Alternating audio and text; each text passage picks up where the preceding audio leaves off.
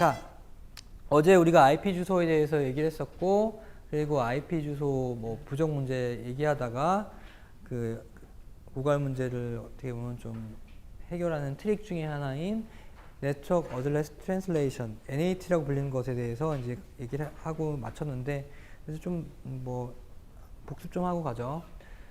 자, 그래서 NAT를 사용해서 현재 IP 버전 4의 주소 공간 부정 문제를 우리가 어떻게든 넘겨 지금 가고 있어요. 동작 방법은 기본적으로 IP 주소의 재사용인데, 재사용을 해서 여러 사람이 같은 주소를 사용하게 함으로써 주소 공간 문제를 우리가 해결하는 것인데, 결국에는 같은 네트워크 안에 있는 사용자들은 각자 고유의 IP 주소를 배정받고, 근데 실제로 이 IP 주소는 내부에서만 유일하지 다른 외부적으로 봤을 때는 유일한 건 아니에요. 그러니까 다른 네트워크에서도 이 주소를 동일하게 사용할 수 있는 거죠. 자, 이렇게 되면 이렇게 내부적으로 유일한 IP 주소를 사용한 패킷이 외부로 나갈 때 문제가 생기는데, 이런 IP 주소가 외부로 나가면 어떤 문제가 생기냐면, 실제로 예를 들면 이 사람이 구글 서버에 패킷을 보낸다고 쳤을 때 소스 IP는 이거고 데스티네이션 IP는 구글이죠. 그러면 이게 딱 보내면 가긴 가겠죠. 데스티네이션 IP 주소 보고 가니까. 그 대신 구글에서 이걸 돌아오려고 할 때가 문제 생기겠지. 왜냐면 이거는 유일한 주소가 아니기 때문에. 그래서 요런 주소를 가진 패킷이 외부로 나가게 되면 돌아올 수가 없다고. 그렇게 해서 요 문제를 해결하고자 이 게이트웨이 라우터, 보통은 요 NAT라는 것은 게이트웨이 라우터에서 동작하고 있는데, 게이트웨이 라우터가 이걸 보고 있다가 패킷이 나갈 때 게이트웨이 라우터 자기 자신의 IP 주소, 이 IP 주소는 전 세계적으로 유일한 실제 퍼블릭 IP예요. 이 IP 주소로 싹 바꿔주는 작업을 해요. 결국 소스 IP가 이거인데도 불구하고 자기 자신의 라우터의 IP 주소로 바꿔주는 일을 하는 거죠. 그러면 구글이 이 패킷을 받았을 때는 이 패킷은 어디서 온 거냐면, 구글은 얘의 존재를 모르고 여기서 왔다고 생각하고 일로 다시 리턴해 준다고.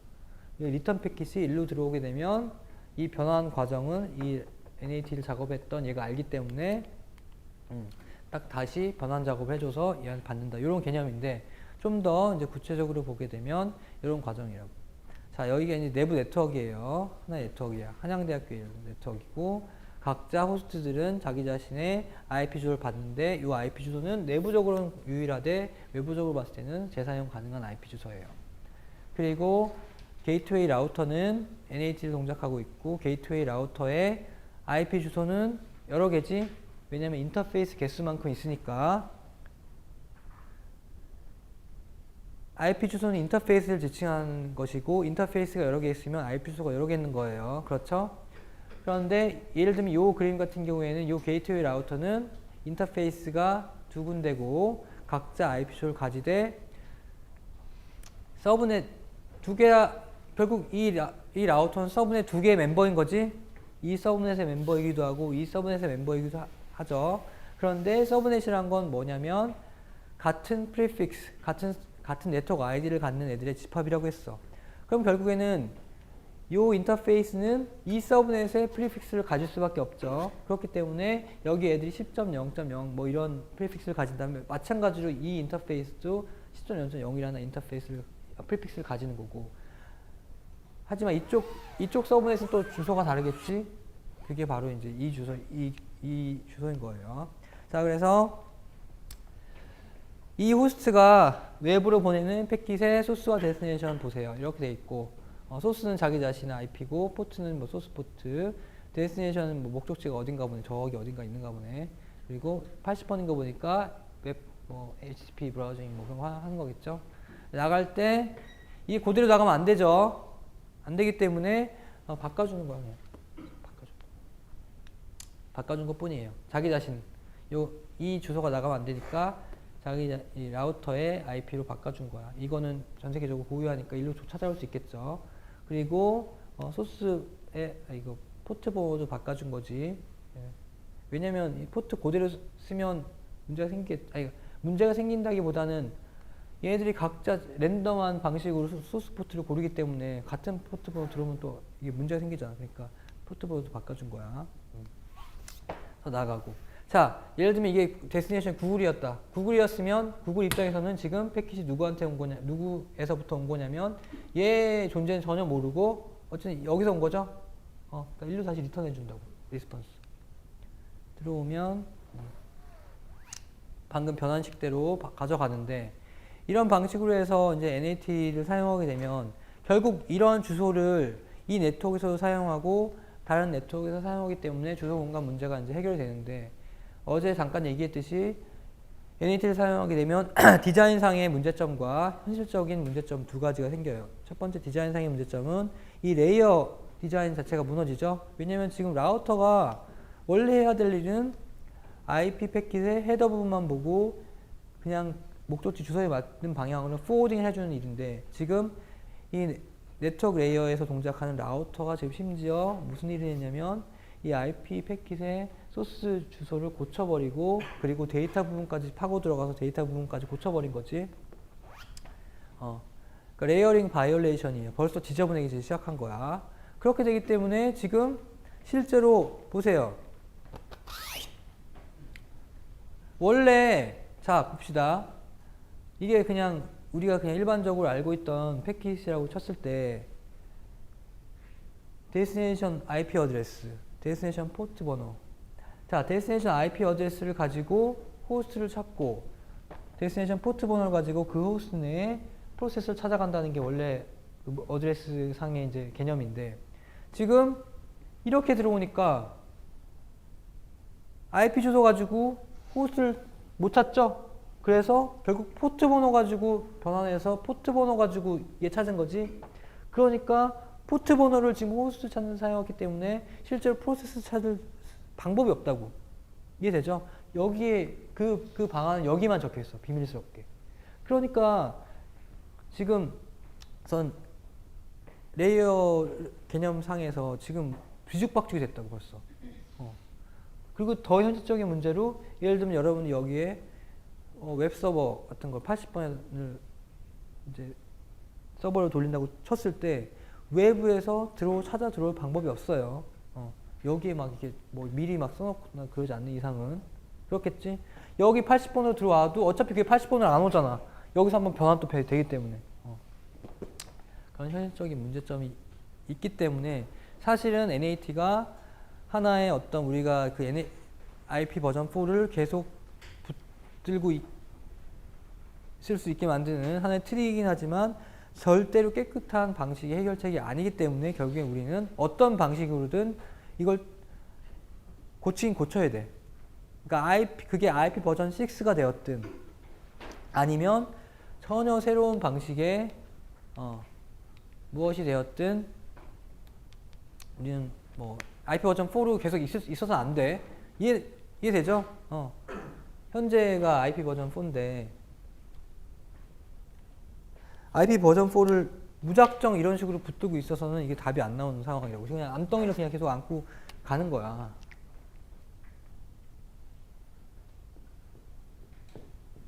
자, IP 버전 4. IP 버전 4가 디자인된 것은 70년대라고. 근데 지금 몇 년, 45년 정도, 거의 반세기가 흘렀는데 이걸 쓰고 있는데 이거의 지금 근본적인 문제점이 뭐냐면 우리가 알고 있는 문제점이 뭐예요? IP 버전 4의 문제점?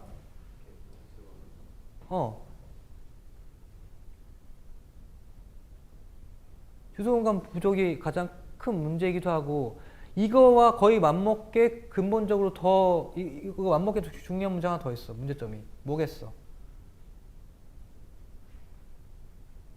최초에 디자인할 때 생각하지 못했던 거지만 지금 이 두 개가 전혀 기본적으로 디자인할 때부터 고려가 안 된 상황이기 때문에 지금 엄청나게 허점이 많은 거예요.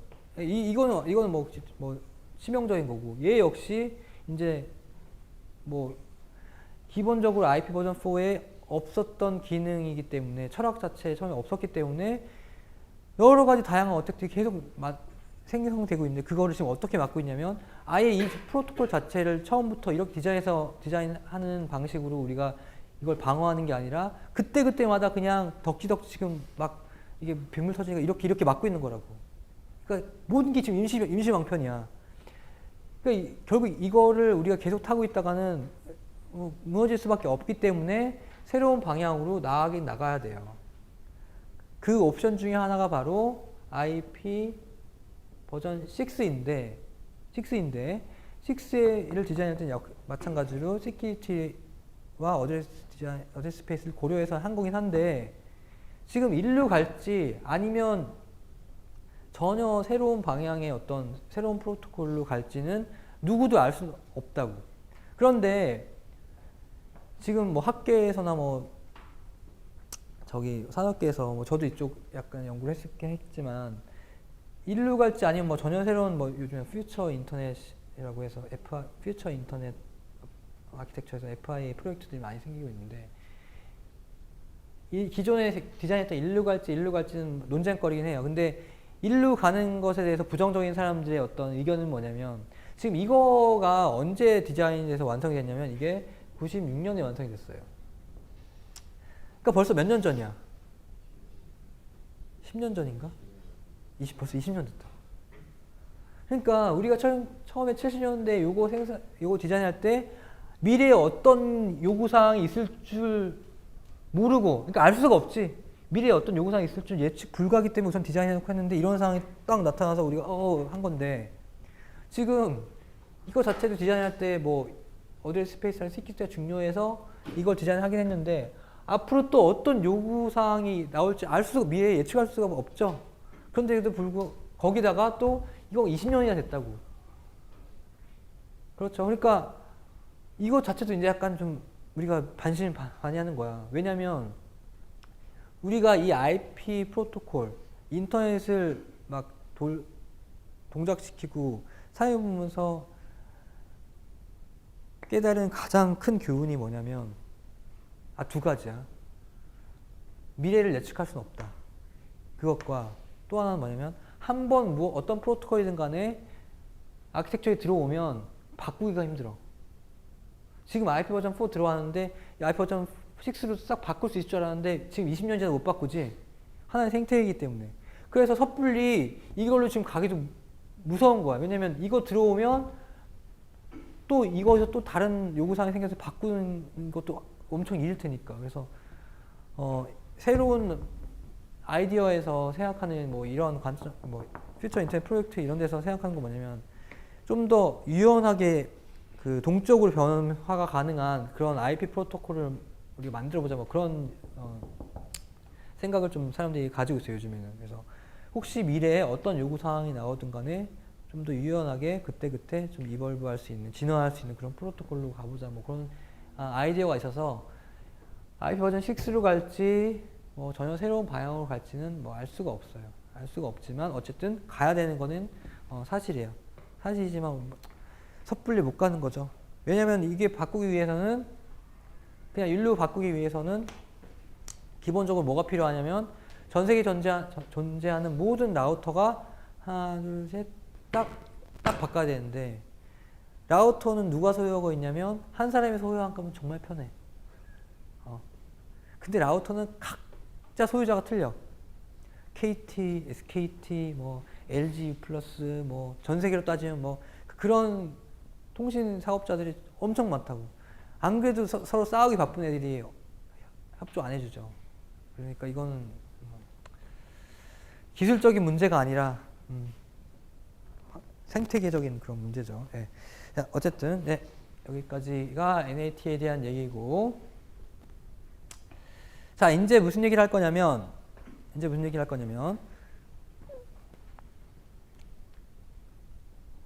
박지성 박거성 자, 박거성 그 네트워크 환경에 들어가가지고 IP 주소 좀 봐줄래요? 자, 박거성의 IP 뭐예요? 192.168.1.472. 박거성의 IP고 IP 항상 같이 다니는 건 서브넷 마스크.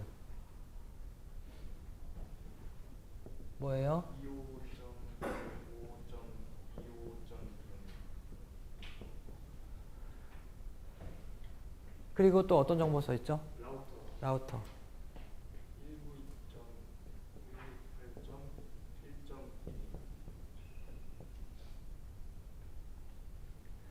그리고 DNS라는 탭이 있죠. 거기 뭐 DNS 뭐라고 써 있어요?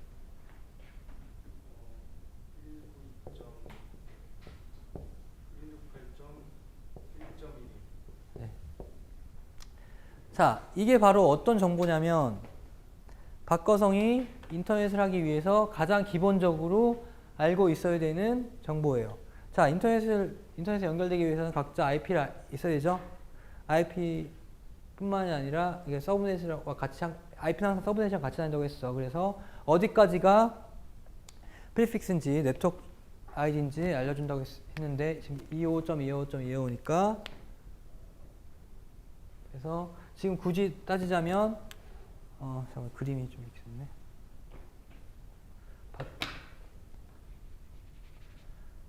박거성 지금 와이파이 쓰나요? 그래서 액세스 포인트에 연결되고 이게 쭉 링크돼서 결국에는 이렇게 하나의 이제 네트워크에 서브넷에 이제 있다는 얘기인데 여기 박거성뿐만 아니라 뭐 송영석 여기 뭐 다 있는 거지. 우리 다 있는 거 웬만한 사람들 에리카 와이파이 쓰는 사람들은 있고 이 서브넷의 아이디가 뭐란 얘기야?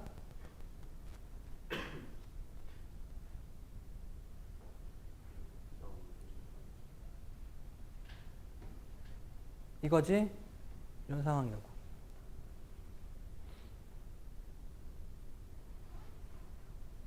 자, 그래서 요 두 개는 기본적으로 박거성의 IP 주소와 호스트 부분과 이제 네트워크 프리픽스 부분을 이제 나타내는 거고. 자, 여기 써 있는 라우터는 뭐냐면 바로 박거성 바로 앞에 있는 first hop 라우터. 박거성이 외부로 패킷을 보내기 위해서 무조건 전달해야 할 그 라우터의 IP 주소가 여기 중요한 정보로 그 네트워크 세팅에 딱 적혀 있는 거예요.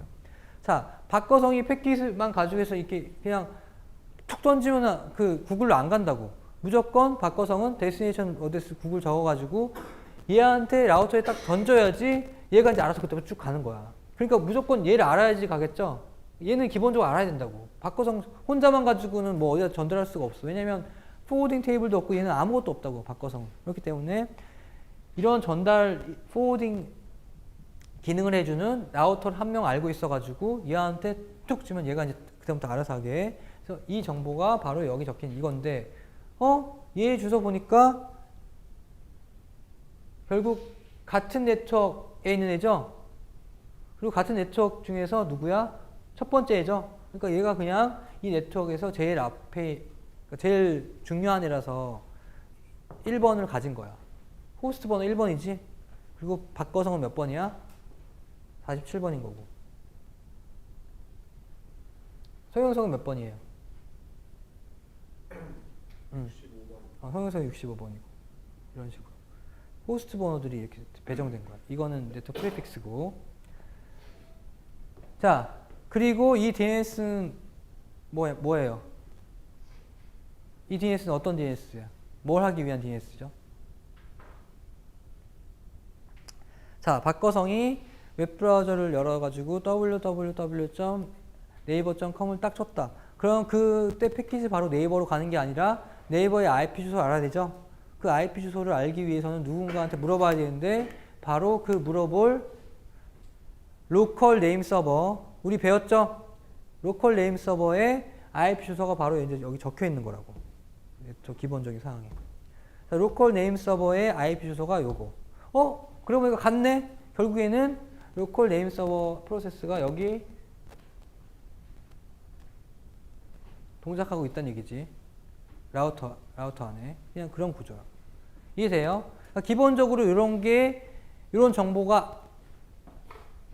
정보를 알고 있어야지 박거성이 인터넷 하겠지? 이거 없이 인터넷, 이 중에 하나 몰라도 인터넷 할 수 있나? 잠깐만. 그래도 이건 몰라도 인터넷 할 수 있겠지. 네이버 창에 그냥 IP로 쳐버리면. 하지만 뭐 굉장히 제한적이겠죠. 그러니까 다 하나 필수적인 거라고. 이해돼요? 저 정보가 아주 기본적인 거라는 거. 그러면 이제 박거성한테 하나 물어볼게요. 자, 이런 정보가 있는데 이거 박거성이 적어놨어요? 박거성이 거기다 적은 거야? 나 그냥 박수 치려고 했어. 자, 아주 필수적인 정보인데 이 정보를 박거성이 적어놓은 건 아니래요. 그러니까 박거성이 한 건 아니야. 그럼 누가 있냐? 누군가가 있을 텐데 바로 그 누군가가 얘란 얘기죠. 자, Dynamic Host Configuration Protocol. 자, 이름을 볼게요. 프로토콜의 이름이 Host Configuration Protocol이에요. 자, 결국에는 가장 중요한 단어는 Host Configuration. 그러니까 즉 여러분이 호스트를 뚜껑을 딱 열었을 때 제일 처음에 컨피규어하는 그런 일을 해주는 프로토콜인데 다이내믹하게 한다는 얘기는 뭐냐면 여러분이 어딜 가든 간에 뚜껑만 열면 동적으로 알아서 이런 정보들을 쭉 해주겠다는 얘기죠. 자, 그러면 뭔가 누군가가 어쨌든 박거성이 한 건 아니지만 이 정보를 딱 해줬는데 박거성이 여기서 뚜껑을 닫고 수업 끝나고 이제 밥 먹으러 갔다가 학과는 이디야 커피숍에 갔다고. 그래서 거기서 뚜껑을 딱 열었어. 그때 역시 마찬가지로 이런 정보들이 쫙 세팅이 되겠죠. 근데 같은 정보들일까? 그때 또 다른 정보들일 거라고. 근데 역시 이디야에서 이걸 뚜껑을 열었을 때도 마찬가지로 박거성이 직접 이걸 적진 않아. 누군가가 적어줘. 그게 바로 우리가 이제 얘기할 DHCP라는 요 프로토콜이에요. 그래서 이름이 왜 DHCP인지는 이해가 되죠. 어디로 이동하든 간에 동적으로 호스트를 컨피그를 해준다. 이거 아주 필요한 정보들이 있기 때문에 이게 필요한데 이런 정보들을 동적으로 해준다는 얘기야. 자, 그런데 이런 정보를 이제 동적으로 해주는 이유는 뭐냐면 여러분이 새로운 곳에 갔을 때 여러분의 IP 주소와 그 지역의 라우터와 DNS 이걸 알기 어렵기 때문에 자동적으로 해주는 그런 거야. 근데 뭐 항상 이럴 필요가 있는 건 아니에요. 예를 들면 뭐 흔치 않은 경우겠지만 자기 자신만의 고정된 IP와 뭐 라우터 이런 걸 쓰는 경우도 있다고. 스태틱 IP라고 하는데 뭐 굳이 예를 들면 보통 여러분은 이제 뭐 고정 IP가 없을 텐데 대학원에 진학을 한다. 그럼 대학원에 진학하면 연구실에 들어가죠. 연구실에 가면 각자 자기 자신의 뭐 데스크탑 컴퓨터와 랩탑 그런 거 다 이제 준다고. 다 사줘, 교수님들이. 좋지 않아? 사주는데 사주면서 고정 IP 막 IP도 다 이제 배정돼. 고정 IP야. IP를 다 줘. 그럼 그때는 나만의 고정 IP잖아. 그렇죠? 그때는 이거 내가 세팅하는 거라고. 나는 졸업할 때까지 딱 그거 나만 쓰는 그걸 쓸 거니까. 그때는 요거 내가 딱 이제 세팅 거기다 입력을 할 수 있어. 근데 하지만 여러분들은 지금 이런 상황이 아니라 여기저기 이동하면서 막 떠돌이 생활을 하는 거지. 그렇기 때문에 고정 IP가 아니라 다이나믹 IP, 유동 IP이기 때문에 이런 자동화된 컨피규레이션 과정이 필요해요. 그게 바로 DHCP고. 자, DHCP의 이제 동작을 보기 전에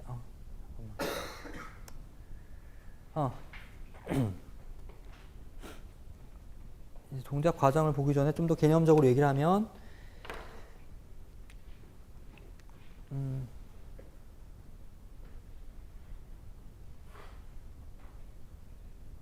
우선 고정 IP를 사용할 경우에는 이 DHCP라는 게 필요 없겠죠. 딱 고정돼 있으니까. 그래서 예를 들면 고정 IP를 쓰는 경우를 이제 생각해 보면, 자, 예를 들면 우리 학교다. 한양대학교. 한양대학교에서 예를 들면 고정 IP를 사용하는 정책을 사용한다고 칩시다. 그러면 학생들이 입학할 때 학생들한테 학번이랑 고정 IP를 부여한다고 쳐봐. 그러니까 학번이랑 그냥 고정 IP를 부여.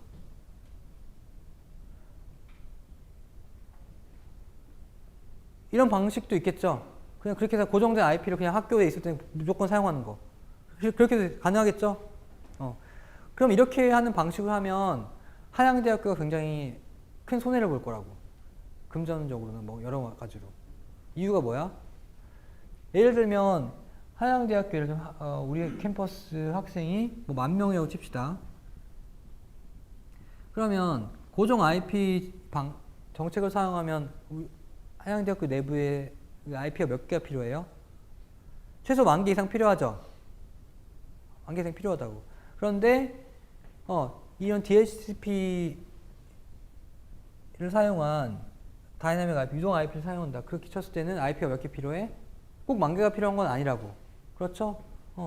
그냥 예를 들면 동시에 액티브한 학생들 개수만큼만 필요하니까 10,000개는 아니라고.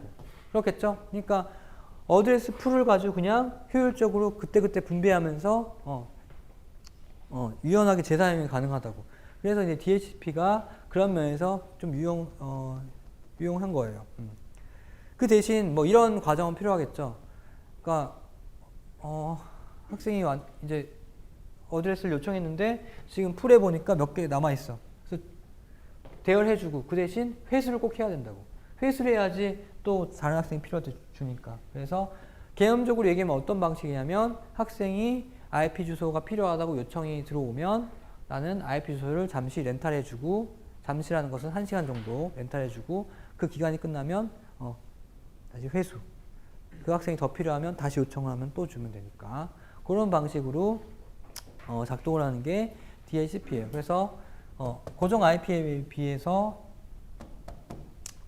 어드레스 풀을 유연하게 사용할 수 있다는 이제 장점이 있죠. 그 대신 빌려주고 다시 돌려받고 하는 그런 이제 과정이 필요하게 되기 때문에 DHCP라는 이런 프로토콜이 이제 등장을 한 거예요.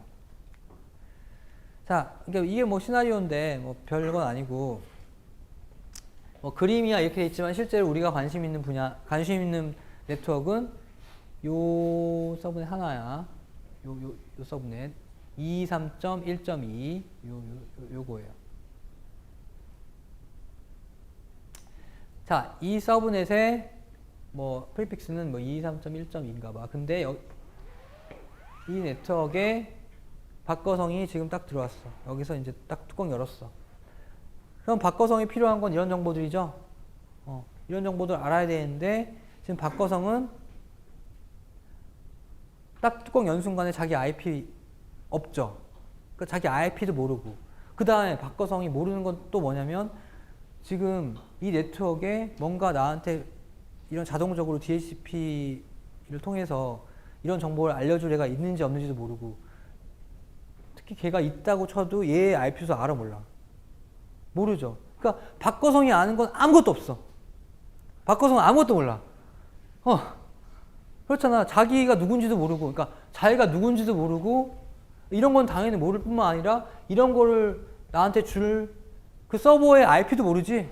그러니까 아무것도 모른다고. 그러니까 난감한 상황에서 어떤 식으로 박거성은 과연 이 사람한테, 이 서버한테 저런 정보를 얻어내냐가 바로 DHCP 프로토콜의 동작인데, 그냥 상식적인 동작이에요, 보면. 자, 봅시다.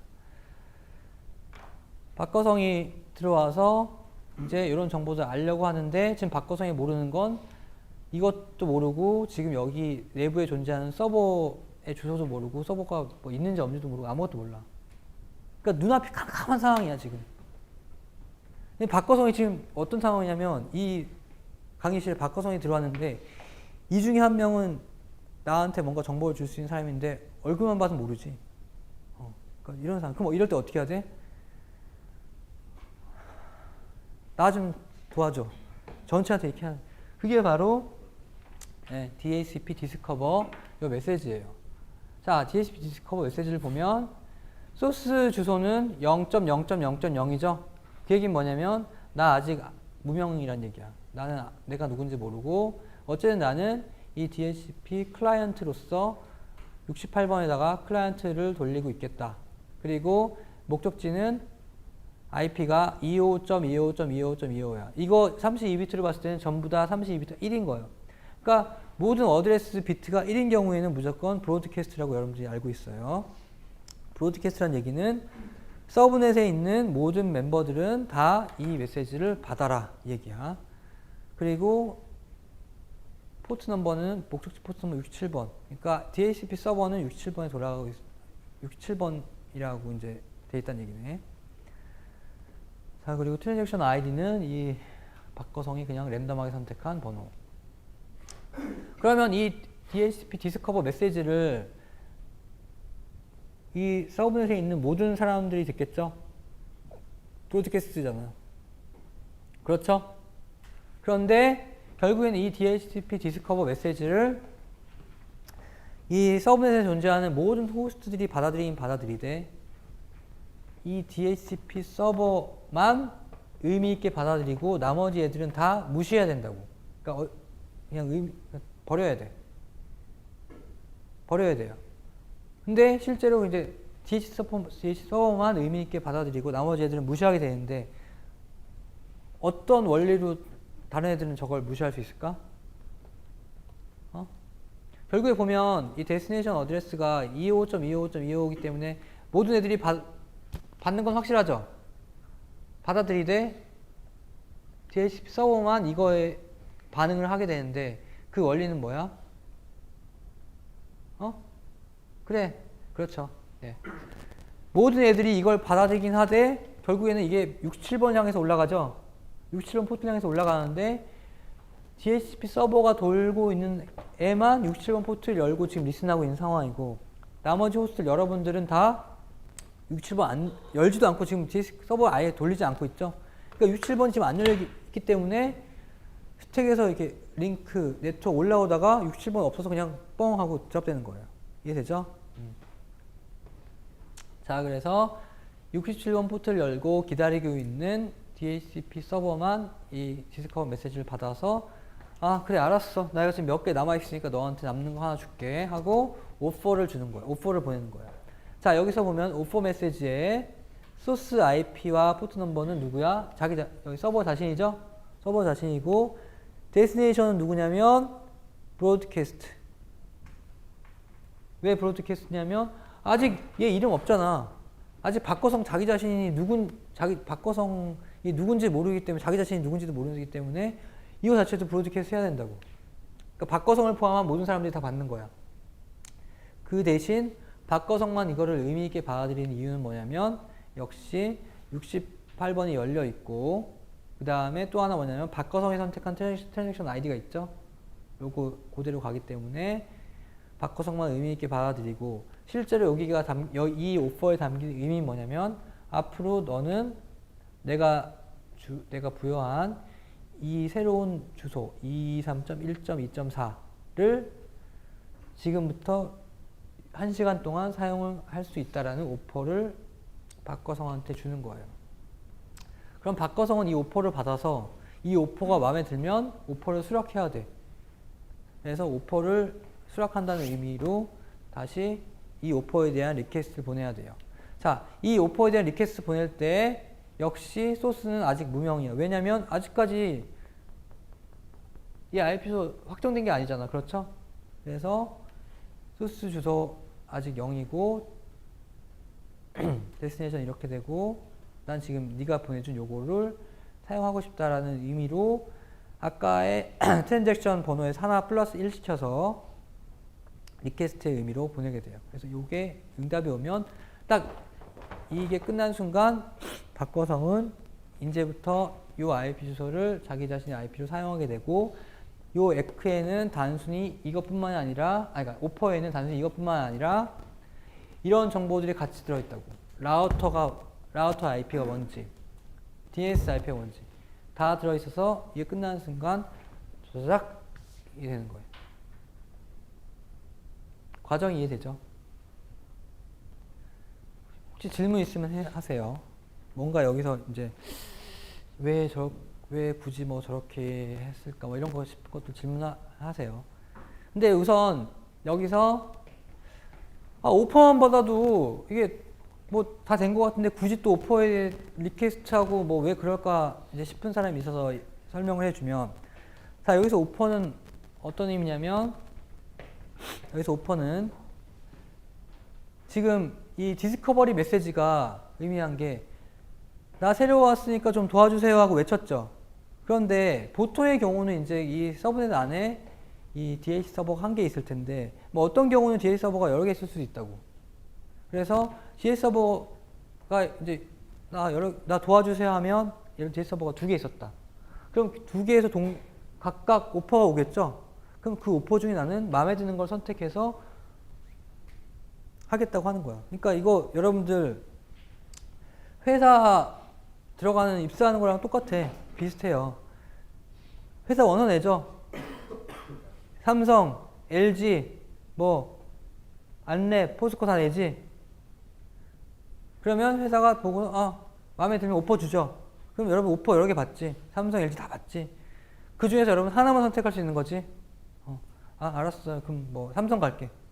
삼성 가겠습니다. 그럼 선택 안 되는 LG는 안 되는 거고. 그런 개념이라고 보면 돼요.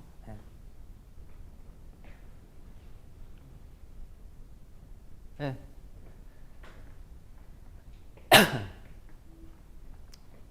그리고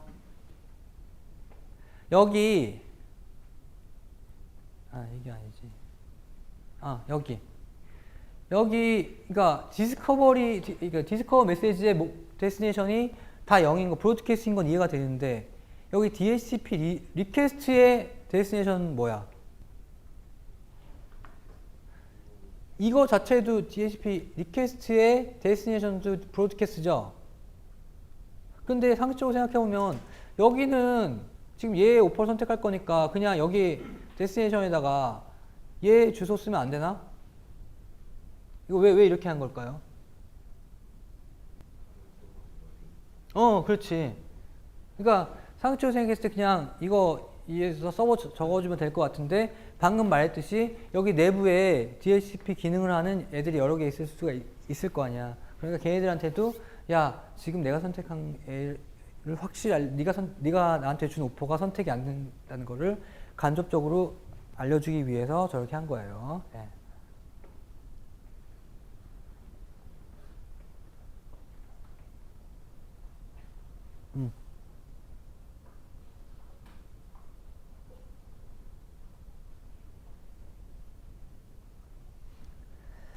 네.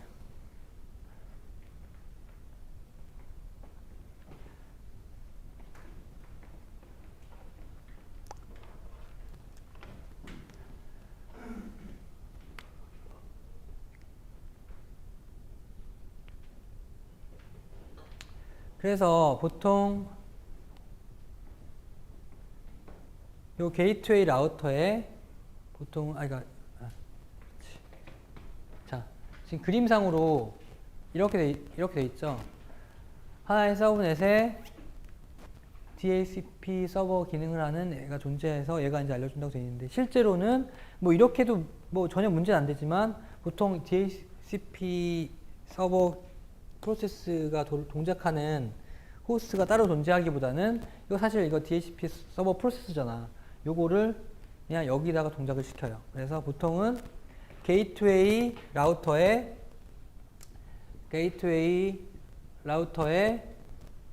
방금 봤듯이 게이트웨이 라우터에 로컬 DNS 요 프로세스도 돌아가고 있고 또 DHCP 서버가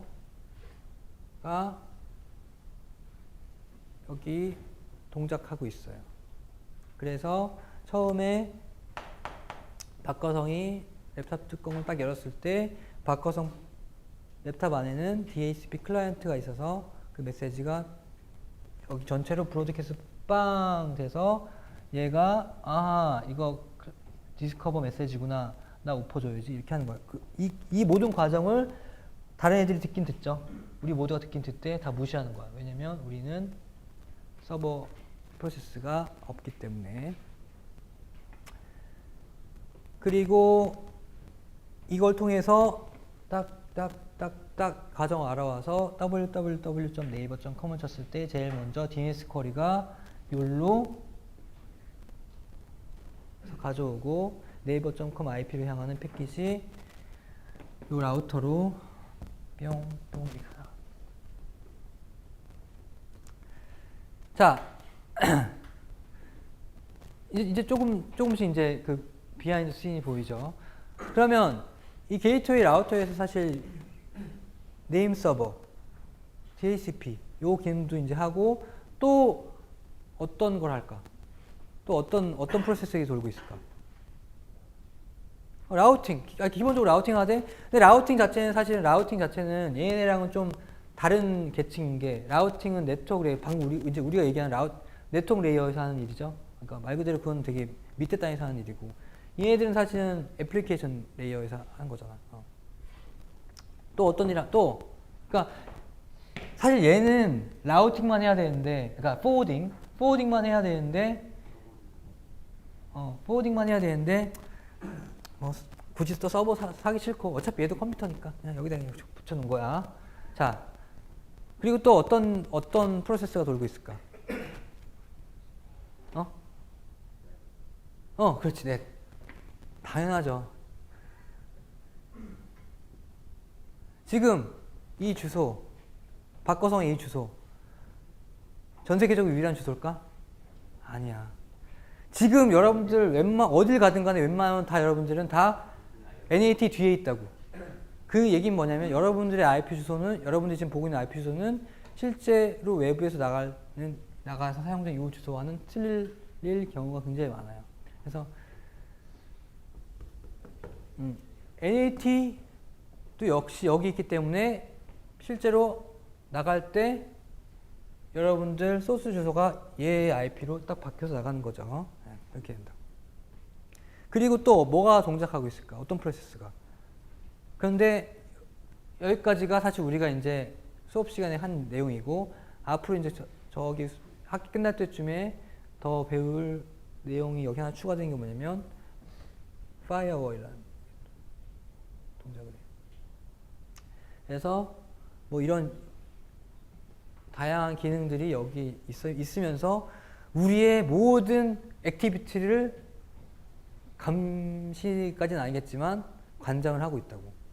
맘만 먹으면 뭐 별의별 짓 다 할 수 있어요. 자, 그래서 이런 기능들이 있고 그러니까 여러분들 지금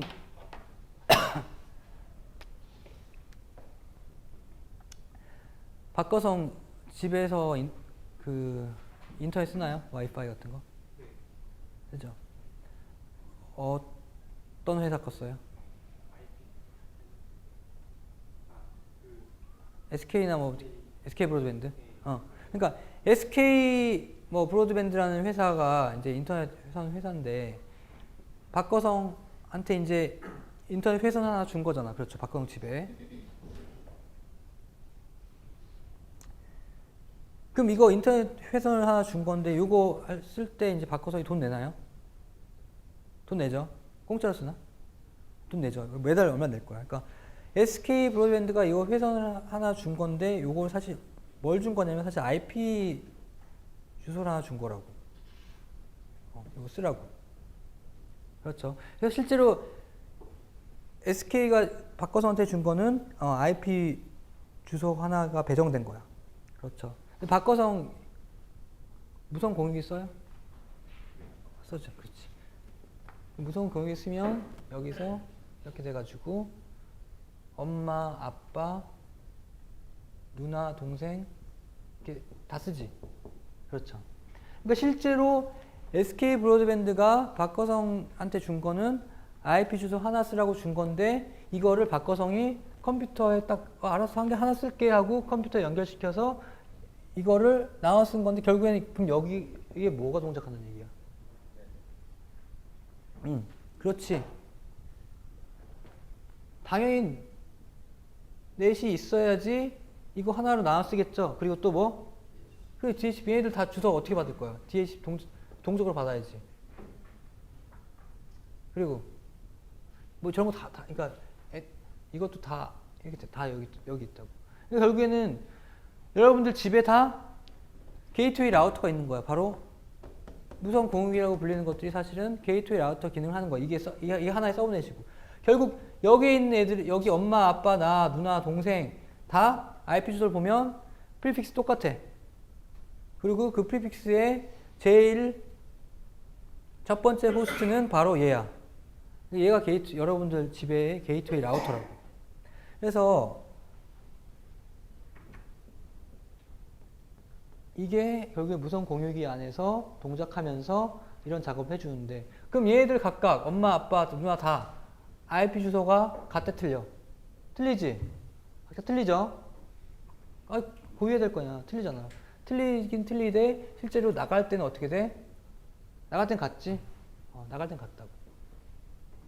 그래서 외부에서 봤을 때는 엄마, 누나 다 상관없이 하나의 IP로 나가. 그 IP는 바로 SK가 준 그 IP.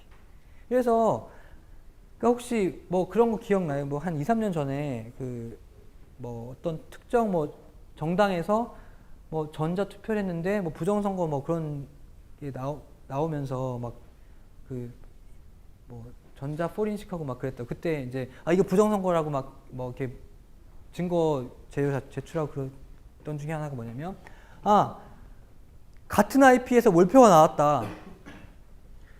그게 하나의 어떤 증거로 이제 막 제시가 됐었다고. 그런데 보세요. 지금 우리는 NAT 세상에 살고 있기 때문에 같은 건물에 있으면 뭐야? 같은 건물에 있으면 다 IP가 틀리지만 결국엔 나갈 때는 같은 IP라고. 그러니까 같은 IP로 몰표가 나왔다는 것은 뭘 의미하냐면 아무것도 의미하지 않아.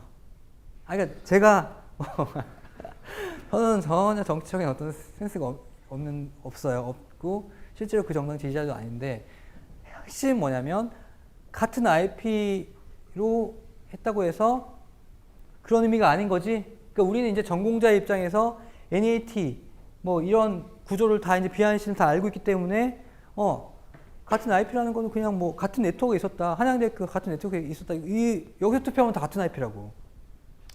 그렇다고 우리가 뭐 그런 건 아니죠. 그러니까 일반 사람이 생각할 때 IP라고 하면 뭔가 유일한 것이고, 그래서 같은 IP로 행동하면 이게 뭔가 그런 개념은 아니라는 거는 우리가 그 정도는 우리가 이제 전공자 입장에서 알고 있어야 된다는 거. 네. 그래서 IP 주소 하나로 나가는데 실제로는 그럼 이거는 전 세계적으로 유일한 IP 주소일까?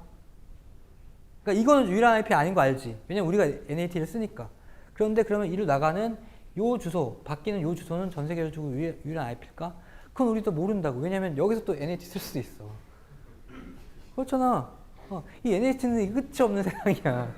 어디서 정말 이게 돼가지고 정말 딱 나갈지는 알 수 없기 때문에 얼마나 지저분해. 네스트. 그냥 여러분들 프로그램 짤 때 네스트를 쫙 하죠. 막 그럼 네스트 쭉 있으면 무슨 머리 아프지 않아? 막 지저분하고. 그런 세상이라고. 자, 그래서 이 NAT라는 게 아주 귀여운 트릭이긴 하되 이거를 계속 유지하기에는 사실은 디자인상으로 큰 문제가 있기 때문에 우린 결국에는 IP 버전 6로 가든 아니면 아예 새로운 거로 가든 가긴 가야 돼. 네. 자, 당연히 이런 상황에서 여러분들 여기에서 웹서버 80번에다가 돌릴 수 있겠어? 그러니까 내부에서는 접근 가능하지만 외부에서 이게 접근이 되겠냐고. 안 되겠죠? 계속 내가 80번으로 추천해도 변환돼서 오니까 이거 안 된다고. 네. 그래서 지금 어떤 상황이냐. 지금 병이 깊어서 NAT라는 거를 진통제를 맞기 시작했는데 이제 진통제 없이는 못 사는 지금 그런 세상이 된 거예요. 그렇다고 이걸 뜯어내기도 뭐해. 지금 이거 뜯어내면 이게 안 들어가잖아. IP 버전 4가. 그러니까 지금 뭐 진퇴양난이야. 그렇다고 한순간에 이거 IP 버전 6로 바꾸기도 뭐하고. 예. 그러니까 이게 더 이상은 뭐 테크놀로지의 그 영역이 아니죠. 자, 어쨌든 얘기했고요. 질문 있나요? 네, 질문 있으면 하시고. 자, 그래 DHCP 뭐 그냥 애니메이션 슬라이드인데 별 얘기는 아니에요. 다 했다는 얘기. 자, 여기 DHCP 클라이언트가 뭐 68번으로 68번 포트 동작을 해서 쭉 내려진다는 얘기인데, 결국 이게 디스커버 메시지니까 여기 IP 헤더에 데스티네이션 IP 어드레스가 전부 다 1인 거, 255.25 이제 쭉 다 나가는 거죠. 그래서 뭐 다음 챕터에서 우리가 링크 레이어 할 때 배우겠지만 각 레이어별로 주소가 있죠. 얘는 포트, 얘는 IP 주소. 그러니까 링크 레이어는 맥 어드레스라는 또 다른 개념의 주소가 있어. 근데 그건 자세히 배우겠지만 우선 이렇게만 알고 있어요. 어떤 어드레스든 간에 모든 비트가 1이면 브로드캐스트예요. 그래서 실제로 여기 IP 주소에서 데스티네이션 IP 주소가 다 1인 255.255.255가 밑으로 내려가게 되면 링크 레이어에서는 맥 어드레스는 전부 다 1인 또 FF 이렇게 바뀌어요. 이렇게 해서 브로드캐스트고 왔다가 하는 거예요. 네. 하나만 얘기하고 끝낼게요. 자, 딱 하나만 얘기하고. 자, 우리가 IP 헤더의 필드들을 대충 이제 봤었는데 얘기 안 한 게 두 번째 행에 있는 요거 아이덴티파이어와 플래그 옵셋 요게 어디 쓰이는지 아직 안 봤다고. 그래서 이거의 용도를 얘기하고 마치겠습니다. 자,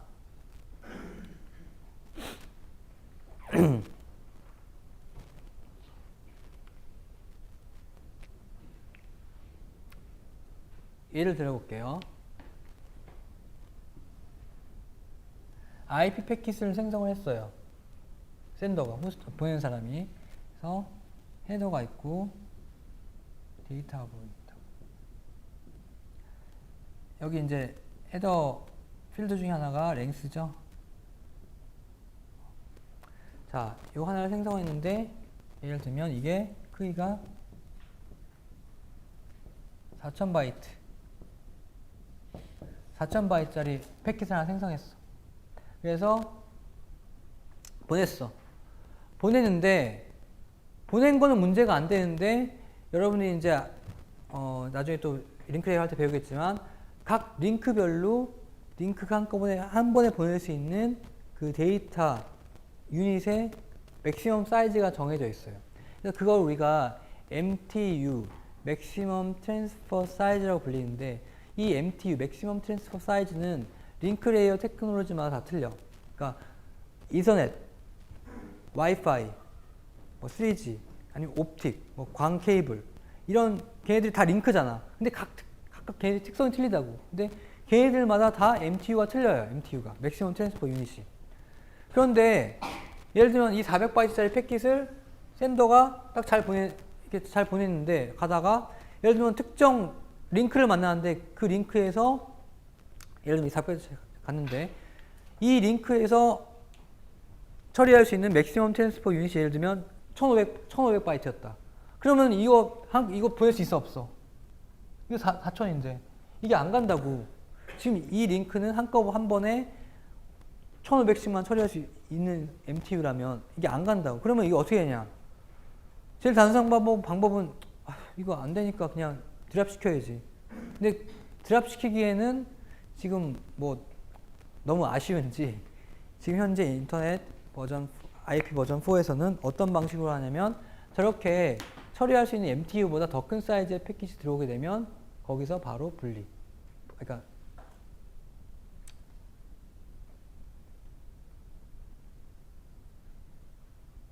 분리돼서 세 개의 독립적인, 그러니까 세 개라기보단 독립적인 그 사이즈에 맞는 MTU 사이즈에 맞는 독립적인 사이즈의 프레임으로 바뀌어서 진행이 돼요. 그래서 얘네들은 각자 이제 서로 다른 패킷이 된 거야. 서로 다른 패킷이 돼서 이제 독립적으로 막 진행해. 그래서 결국 여기서 합체돼서 다시 원래 패킷으로 딱 그런 식으로 해요. 이런 프래그멘테이션과 어셈블리 작업을 위해서 필요한 게 아까 봤던 그 두 번째에 있는 그 필드인데 요 슬라이드만 보고 끝낼게요. 요 슬라이드. 자, 원래 이런 패킷을 생성했다고 칩시다. 이게 IP 패킷인데 IP 패킷이고 뒷부분이 이제 뭐 데이터겠지. 근데 어쨌든 이 패킷의 사이즈는 4000이래. 4000이고 요 ID, 16비트짜리 ID, 프래그먼트 플래그, 옵셋, 아까 요게 그 우리가 보고자 했던 그 세 개의 필드들인데, 자, ID는 패킷별로 유일하게 그냥 샌더가 이제 정하면 되는 거야. 이 패킷의 ID는 뭐 X고, 그러니까 숫자겠죠. 그리고 이 플래그는 뭘 의미하냐면 요 패킷 자체가 프래그먼트 되어가지고 됐는지 안 됐는지, 그러니까 즉 이 뒤로 뭔가 프래그먼트 된 게 있는지 없는지 그걸 의미하는 거예요. 그러니까 당연히 요게 처음 만들어졌을 때는 0이겠죠. 이게 프래그먼트 안 된 거니까. 그렇지? 그렇다고. 그리고 저 옵셋은 뭐냐면 만약에 프래그먼트 된 경우에 첫 번째 시작 부분이 그 전체 패킷에서 어느 정도 위치에 차지하는지 옵셋을 나타내는 건데 봅시다. 자, 이게 4000바이트짜리 패킷이고 이게 가다가 MTU 1500인 링크를 만났다고 칩시다. 그러면 이게 이제 분리가 돼야 돼. 분리가 돼야 되는데 여기 이게 4000바이트라고 랭스가 돼 있죠. 잘 봐요.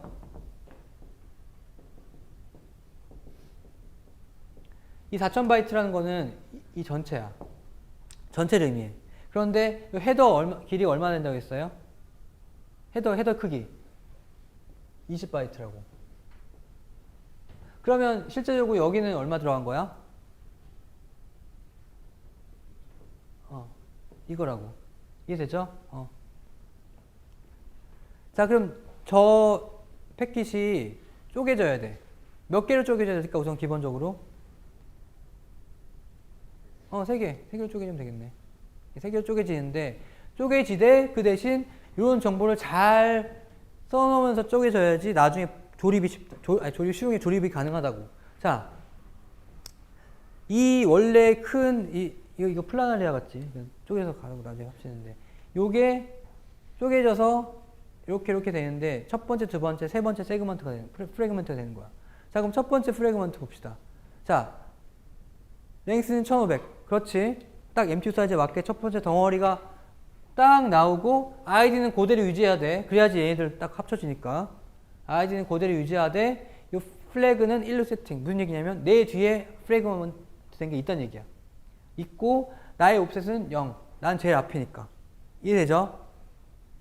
이해되지? 그리고 이 뒤에 따르던 바로 뒤에 따르던 애가 또 다른 패킷으로 딱 변화하되 역시 사이즈는 1500, MTU 사이즈 맞게. 그리고 아이디는 유지하고 그래야지 얘들 원래 동일한 패킷인 거 의미하니까. 그리고 지금 이 뒤에 또 있지 프래그먼트가 조각돼 있지. 그러니까 플래그 1. 이 옵셋은 뭐냐면 원래 기존의 데이터에서 잘려져서 여기서부터 시작할 거 아니야. 거기에 그 포인트 부분이 어딘지 의미하는 건데 지금 봅시다. 자, 원래가 데이터 사이즈가 이랬죠. 데이터 사이즈가 이랬는데 여기에 이렇게 해가지고 여기 얼마 들어간 거야? 1480 들어갔죠.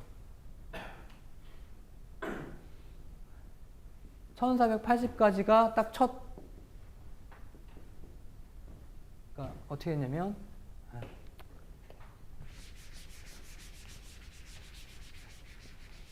첫 번째 패킷에 보면 이 데이터부에 들어간 게 0번 해서 1480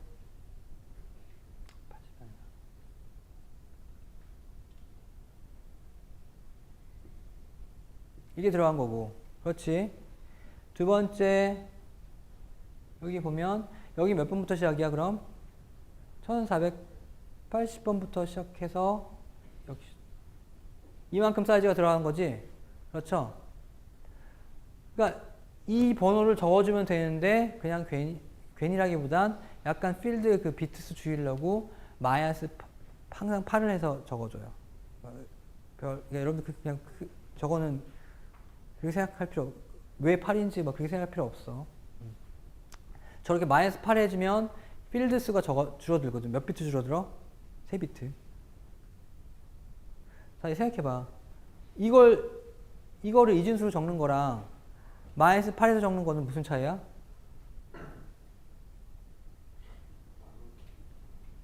미안. 나누기 8. 나누기 8이면 결국 끝에 3비트 쉬프트 해버리겠다는 얘기지. 그러니까 그냥 3비트 좀 줄인 거야. 그러니까 너무 크게 신경 쓰지 마요. 하여튼 요거 의미를 주면 되니까 요거 좀 적어주면 되는데 우선 그냥 현재 저 옵셋 필드의 필드는 우선 요 번호에 -8 해서 적어주는 거예요. 이해돼요? 이해되지? 이거만 적어주면 합체 가능하니까. 그리고 참 여기 몇 번까지 있는 거야 그럼?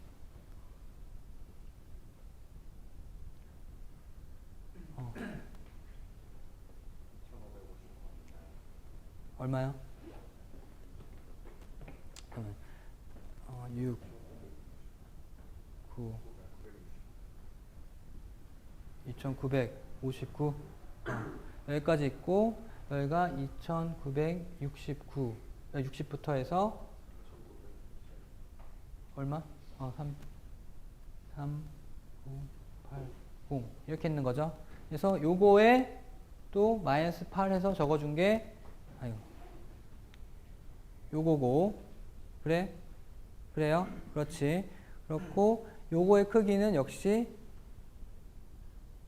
이번엔 1500이 아니죠? 딱 여기까지만 간 거지? 요 크기. 요게,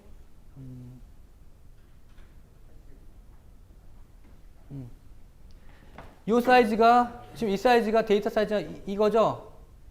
1020. 여기다가, 여기 20이니까 더해서 여기가 1000 이렇게 되는 거야. 그래서 이 프래그멘트 이런 정보가 딱 있으면 나중에 합체가 가능하겠죠. 따닥 순서 맞춰가지고. 그러니까 뭐 이게 다 이게 어떤 방식으로 분리를 하는지 이해를 하면 사실 이거 적어주는 거는 그냥 산수에 불과한데 이거 이해 못하고 있으면 이거 못 적겠죠. 이해했으면 됐어. 그리고 만약에 이런 경우는 어떻게 될까? 마지막 질문. 분리돼서 동일적인 패키 됐죠? 동일적인 패키 돼서 가는데 중간 하나가 없어졌어. 하나가 없어지면 어떻게 될까? 그러니까 이런 예죠. 여기 큰 플라네리아 가다가 3마리 잘랐어. 가는데 한 마리 중간에 잃어버렸어. 실종. 한 마리 실종돼서 여기 2마리만 도착. 그럼 어떻게 될까? 어떻게 돼? 예를 들면 첫 번째랑 세 번째는 갔는데 두 번째 게 실종됐어. 어떻게 될까? 큰 거부터 재현성? 상식적으로 중간 거만 요청한다. 옵셋 번호로. 지금 우리 무슨 레이어 얘기하고 있는데 뭐 요청이 돼요.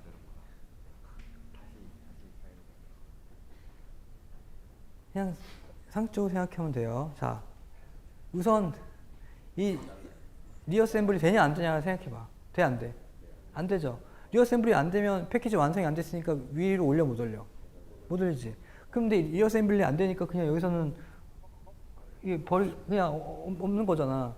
그러니까 결국에는 이건 어떻게 되는 거야? 나중에 TCP가 위에서 알아서 타이머 터지고 뭐 재연성 하든지 그렇게 하겠죠. 이해돼요? 네. 자,